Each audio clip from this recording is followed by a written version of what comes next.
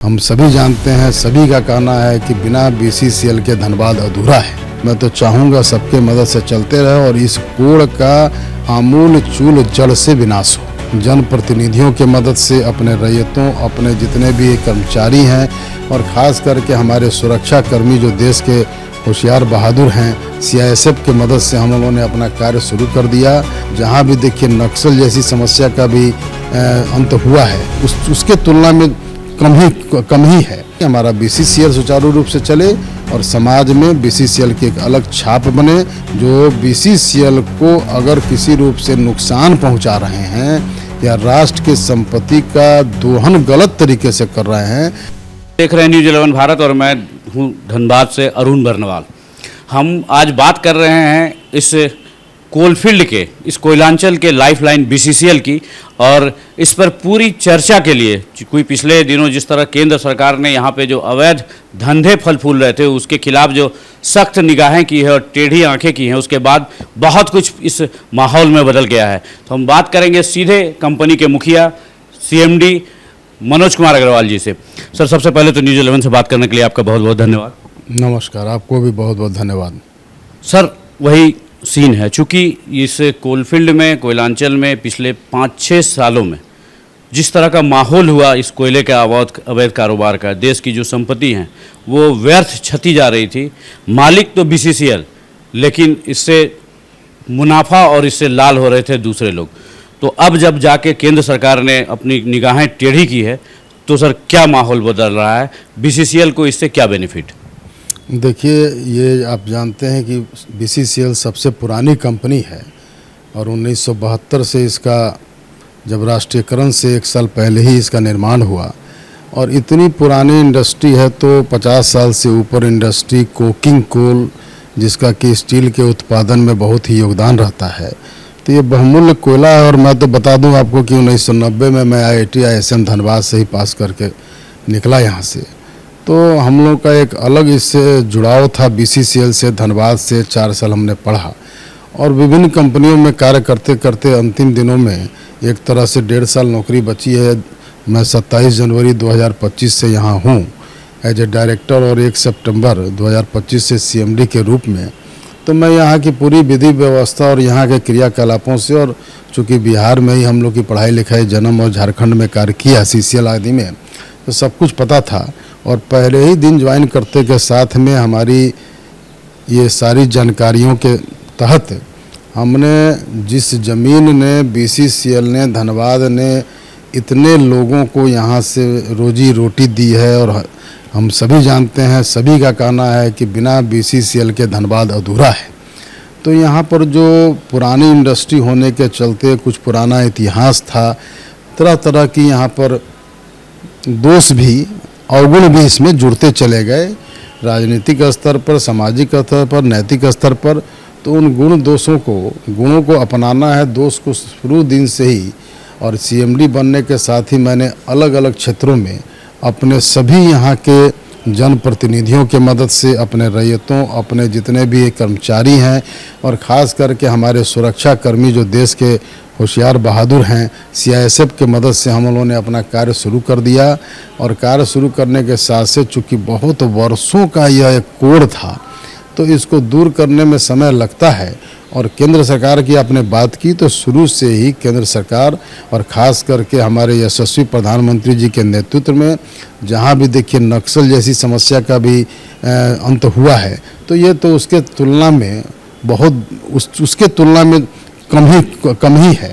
तो केंद्र सरकार हमेशा से साथ मिला है और इस तरह के हरकतों के प्रति हमेशा उनका, मैं बोलूँगा तिरछी नज़र नहीं, बिल्कुल सीधी नज़र रहती है।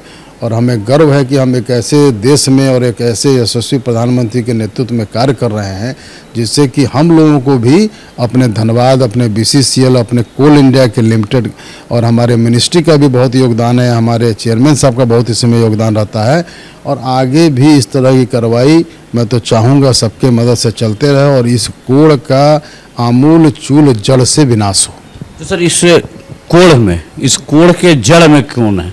चूँकि इसमें अब ये पूरी तरह से राजनीतिकरण हो गया है, लोगों को, संरक्षकों की भरमार पड़ी हुई है। बाघमारा फील्ड में कोई और, झरिया फील्ड में कोई और, निरसा फील्ड में कोई और।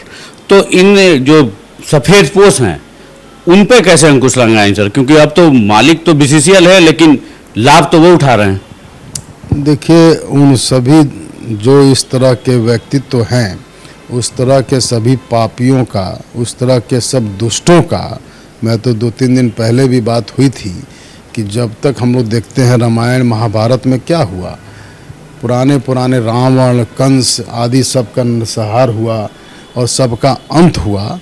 तो एक मुहिम और बहुत दिनों से हम लोग इसमें कार्य कर रहे थे और इस सब के बेसिस पर हम लोग आगे बढ़े, सबका सहयोग मिल रहा है। और मुझे एज ए CMD BCCL, हमारा BCCL का बिजनेस सुचारू रूप से चले, हमारे कार्य ठीक ढंग से चले और हमारे 30,000 कर्मचारी और लगभग 15,000 डायरेक्ट या इनडायरेक्ट जो लोग हमसे जुड़े हैं, उनकी रोजी रोटी खुशहाली BCCL के विकास में जुड़ी है। हम उसके प्रति विशेष रूप से ख्याल रखते हैं, चिंता रखते हैं, उनको किसी तरह का तकलीफ न हो। बाकी क्या लोग कर रहे हैं नहीं कर रहे हैं राजनीतिक स्तर पे, सामाजिक, उससे हमको ज़्यादा मतलब नहीं है। मेरा जो अपना कर्तव्य है वो हम अपना निभा रहे हैं कि हमारा BCCL सुचारू रूप से चले और समाज में BCCL की एक अलग छाप बने, प्रतिष्ठा के दृष्टि से इसको देखा जाए।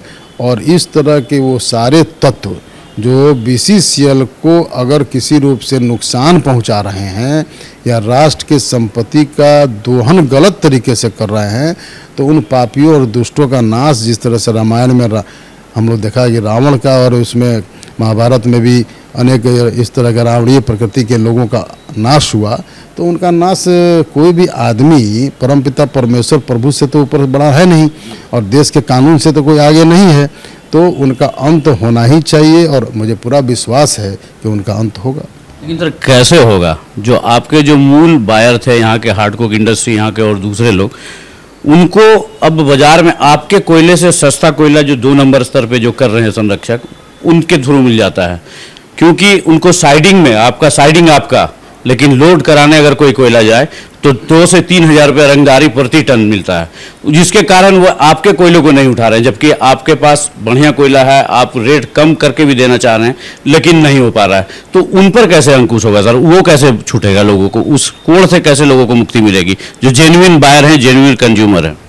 देखिए, आपने खुद ही कहा कि अभी कुछ दिनों से, कुछ महीनों से इसमें अंतर आ रहा है और जब सही रूप का ही कोयला बाजार में उपलब्ध होगा, वो दुष्ट लोग, उन पापी लोग और उस तरह के गलत कार्य में जो कार्य कर रहे हैं, उनको जब मौका ही नहीं मिलेगा, हमारी जो बहुमूल्य शक्ति CISF या अन्य कानून जब उन पर कसा जाएगा, जब उनके कार्यों में, गलत कार्यों में गलत कोई देने वाला साथ न मिलेगा, कानून भी अपना साथ, अपना पूर्ण रूप से अपना इस्तेमाल होगा। और जो हम लोग आए दिन में कुछ देख भी रहे हैं कि इसमें अंतर आया है, तो निस्संदेह, और ख़ास करके जो आपने और भी बोला कि कोयले पे अलग से जो हमारे इतने बहुमूल्य जो कस्टमर हैं, उनको अनेक तरह की बाधाओं को झेलना पड़ता है।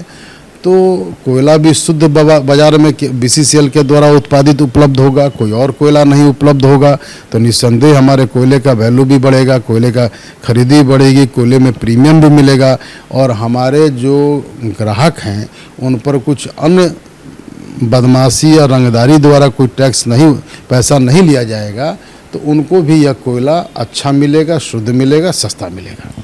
सर, ये बहुत संक्षेप में और क्योंकि आपको दिल्ली जानी है जज मीटिंग में, कब तक इसका इंतजार करें? क्योंकि केंद्र सरकार की ओर से पहल हो गई है, CISF की एक बहुत बड़ी यूनिट को चेंज कर दिया गया है, लेकिन अभी भी बहुत कुछ एक ऐसे इलाके हैं जहां से इलीगल माइनिंग का काम चल रहा है, चोरी का काम चल रहा है और अवैध रूप से कोयले का जो है वो व्यापार किया जा रहा है, लोगों को मिल रहा है 2 नंबर में।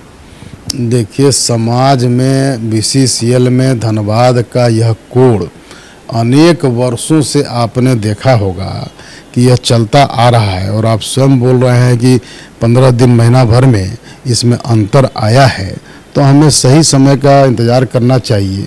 इतना तो अब एक धनबाद के लोगों के मन में, BCCL के लोगों के मन में यह तो आस आ ही गई है, आस जमी गई है कि इसका अंत हो रहा है। और एक टाइम फ्रेम कि ये पापी दुष्ट लोग कब तक ये धनबाद से या और भी हमारे अलग अलग क्षेत्रों से इनका नाश कब तक होगा, यह बताना बड़ा मुश्किल है, लेकिन नाश होगा। और प्रभु की कामना रही और हमें सबका सहयोग मिल रहा है, और आप मीडिया बंधुओं के भी सहयोग से वह दिन दूर नहीं है जब BCCL का इज्जत समाज में बढ़ेगा और BCCL अपने CSR और आदि अन्य कार्यों के द्वारा समाज का बृहद इनके आगे बढ़ाने में और अच्छे अच्छे कार्यों को करने में अपनी रोल और बृहद स्तर पर कर सकेगा, जिससे कि समाज के वो कमज़ोर वर्ग तक BCCL के द्वारा अच्छे कार्यों का उनको पहुंच हो सके। और मैं कामना करता हूं कि यह जल्द से जल्द ये दुष्ट प्रकृति के लोग, ये गलत कार्य बंद हो और समाज में सही रूप से सभी लोग सुखी, संपन्न और प्रसन्नता के साथ रहें। एक सवाल, NTST, चूंकि MDO एक एजेंसी ने लागू कर रखा है, तो NTST लोधना क्षेत्र में यह व्यापक रूप से दिख भी रहा था, BCCL को इससे कितना फायदा, और ये अभियान जो चल रहा है अब, तो उसमें BCCL को क्या कितना लाभ? देखिए, अभियान तो हमारा सुरक्षा का लगातार चलते रहता है, इसमें ऐसी बात नहीं है। और कोई भी MDO या कोई भी हायरिंग कॉन्ट्रैक्ट लाभ के लिए किया जाता है, जिससे कि हमारी कम लागत में सबका ध्यान रखते हुए लाभ कंपनी को भी फ़ायदा हो और उससे अच्छा कोयला भी निकले।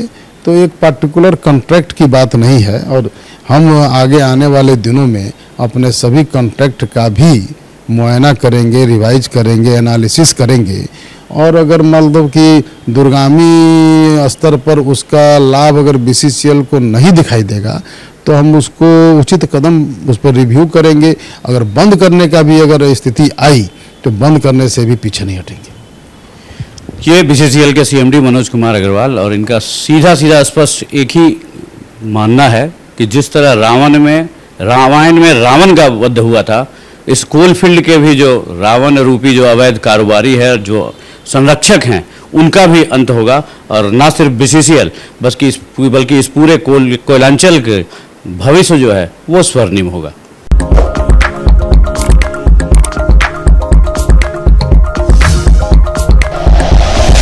Like and share videos, subscribe करें हमारा चैनल और प्रेस करें बेल आइकॉन। News 11 भारत, सच है तो दिखेगा।